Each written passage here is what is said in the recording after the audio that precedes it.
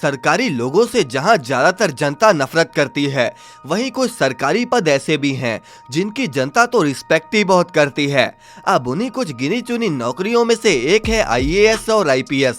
वैसे तो दोस्तों आईएएस ऑफिसर या फिर आईपीएस ऑफिसर के आपने बहुत से किस्से सुने होंगे, लेकिन आज हम आपको कुछ ऐसी आईएएस ऑफिसर्स के बारे में बताने जा रहे हैं जो अपनी जिम्मेदारी तो बखूबी निभा ही रही हैं, लेकिन वो अगर चाहती तो मॉडलिंग में भी अपना करियर बना सकती थी, लेकिन उन्होंने देश सेवा करने का फैसला किया।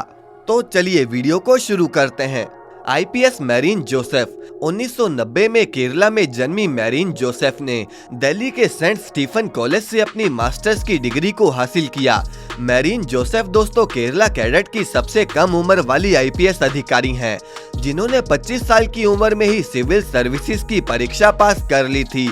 उन्होंने साल 2012 में न कि सिर्फ सिविल सर्विसेज को पास किया, बल्कि ऑल इंडिया में इनका 188वां रैंक भी आया। 2015 में जोसेफ ने क्रिस अब्राहम से शादी कर ली थी। अब अगले नंबर पर है आईएएस चंद्रकला। यूपी के बुलंदशहर की डीएम बुलंद चंद्रकला का जन्म आंध्र प्रदेश में 1979 में हुआ।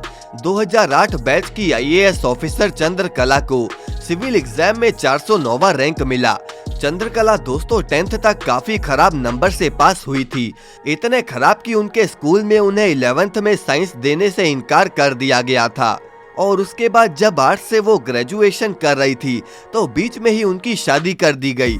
शादी के बाद चंद्रकला ने पहले आंध्र प्रदेश लोकसभा आयोग की तैयारी करके उसे पास किया। इस सफलता के बाद उन्होंने सिविल सर्विसेज का एग्जाम देने का सोचा और पहले 3 प्रयासों के बाद भी वो एंट्रेंस एग्जाम क्लियर नहीं कर पाई। अब इसके बावजूद भी उन्होंने हार नहीं मानी और चौथे प्रयास में 409वें रैंक के साथ वो यूपी कैडेट की आईएएस अधिकारी बनी, जिसके तहत उन्होंने मथुरा बुलंदशहर आदि के जिला मजिस्ट्रेट यानी कि डीएम के तौर पर नियुक्त किया गया।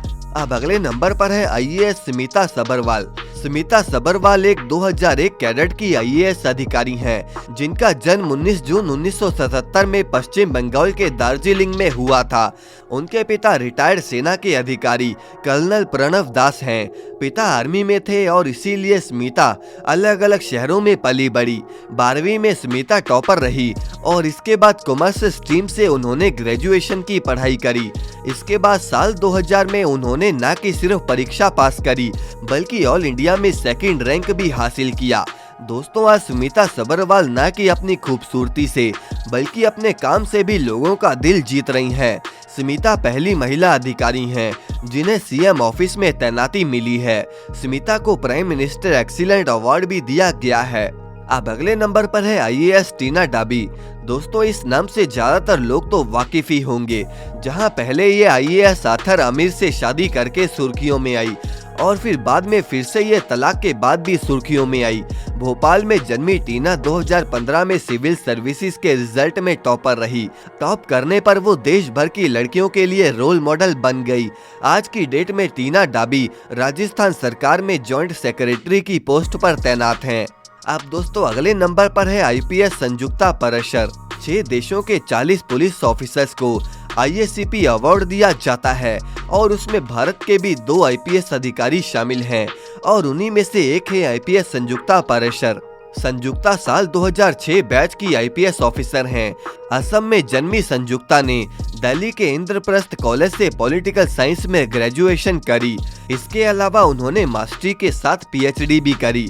आपको बता दें कि इन्हें आयरन लेडी ऑफ आसाम के नाम से भी जाना जाता है और इसके पीछे कई वजहें हैं, जिनमें से एक ये है कि साल 2015 में असम के जोरहाट जिले में बतौर एसपी आईपीएस संजुक्ता ने लगातार अभियान चलाया।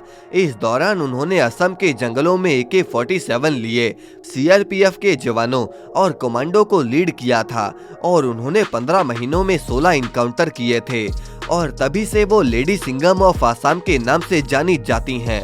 तो दोस्तों ये थी हमारी आईएएस और आईपीएस ऑफिसर्स जो चाहती तो मॉडलिंग में भी अपना करियर बना सकती थी। बाकी आप हमारी इस वीडियो को लाइक करके कमेंट में जय हिंद जरूर लिखें और चैनल को सब्सक्राइब करना ना भूलें।